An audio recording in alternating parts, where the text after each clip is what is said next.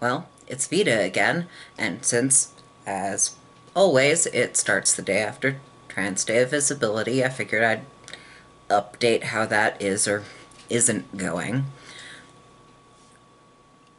I am stable in my testosterone level. I've been on a patch version of it for a while because the injections just were not manageable. They got to a point where they weren't manageable, so I swapped to a patch. I think that and their bizarre coloring. I'm gonna have to swap the one I'm wearing out, but this is, I don't know if you can tell how orangish it is compared to my actual skin tone, but it's kind of, I mean, it's that vague beigey flesh toned that they make things that isn't really a natural skin color for probably anyone. But they work. They would work better if I were better at changing them out every 24 hours, but my face, for both genetics reasons and profoundly damaged hair follicles from total body irradiation reasons, will never really be able to grow more than the scraggly scraps of hair that I have on it at the moment, and that's fine. I mean, it would have been interesting if I could get, like, a good beard, because then the stuff that I can't do to the hair that will not grow on my head, I could do to that instead. But, I'll manage. The real problem and disappointment is that I'm realistically not going to be able to get top surgery. Not because I don't qualify. I qualify for a medically necessary reduction regardless of gender stuff. And I've wanted the fuckers gone for a very, very long time. Before, again, before gender even got involved. I wanted them gone about as quickly as they came in, because crippling back pain just isn't fun. I hate them. Other people's are fine. If they're beyond a certain size, I just feel bad for the person who has to lug the fuckers around, because I know what that's like. I hate them so much.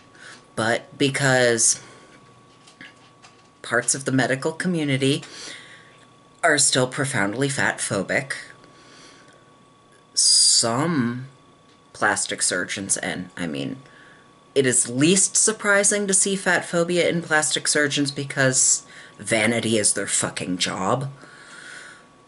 But it's still medically inappropriate. And just, but I would qualify for the medically necessary, and the insurance that I have, because I'm disabled, I have Medicare, and co-payment coverage through Medicaid. The doctors that are available to me that take that have various BMI thresholds, and I say various because they actually aren't even consistent in that. There is it's not really a policy, because some doctors don't agree with it and don't follow it at all, and others do to varying extents. But the doctors that are accessible to me physically and financially have a BMI threshold that I cannot safely get to. Actually, for some of them, I would have to be unhealthily disordered eating for a very long time to get there, and I don't know that my body even can. I have a lot of muscle mass under the undesirable tissue that they take issue with. So, BMI, which is a fucked threshold, a fucked metric to begin with. And they even acknowledged that it's profoundly flawed. Is still what they're judging on. Like, if they were going to do an actual body fat percentage thing and say that, okay, well, you've got that much and we don't believe your wounds will heal, and there was a consistent threshold that was universally accepted, but none of that is there. It's just yeah, we don't want to have to take pictures of fat people and work on fat people, because then we have pictures of fat people in our book of, this is the work we've done. So, yeah. And the people that don't have that, I don't know that I didn't find any in Maine anyway. And the ones that I'm aware of because of other folks who have had to travel to get it, me having to travel for surgery is, even if all of the other stuff going on right now wasn't, is just not feasible for financial and other practicality reasons. If it's not available to me locally, it's just not available. If it's not something my Medicare will cover, it's just not available. So, top surgery, which is a thing I need for other health reasons beyond just trans shit. And even the doctor who I went and talked to, I actually had the consult, fully acknowledged that, yeah, you more than qualify, and he's dealt with enough people who need who get the medically necessary reduction, that he has the context to understand that I have to deal with daily crippling fucking pain because of these things. And to tell me that, yeah, but you're too fat.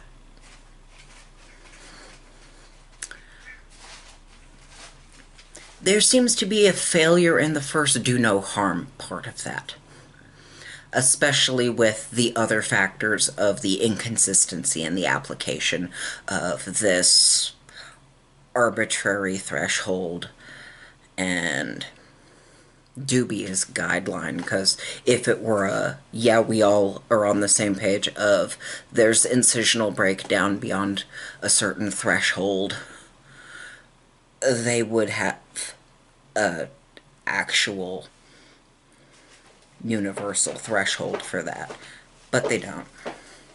So, fuck them, but also fuck me, I guess, because I get to be stuck with these fuckers and the pain that they exacerbate and create. Yay. You can probably hear the cat running around on her crinkle paper, because I get, even before this, I order the stuff for her, and she's actually she got diabetes, or she developed diabetes in the past year, so now I have kitty stabby time with her insulin twice a day, so I have to order that, and that comes with the good brown packing paper that she likes to crinkle and play with and nest in.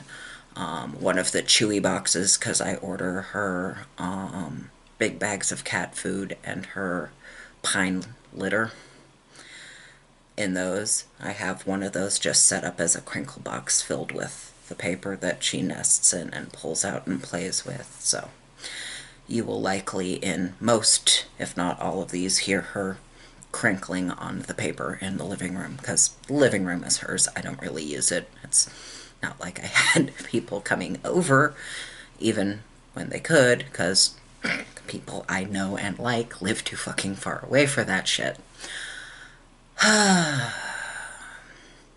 So how are you doing? I will talk to you tomorrow.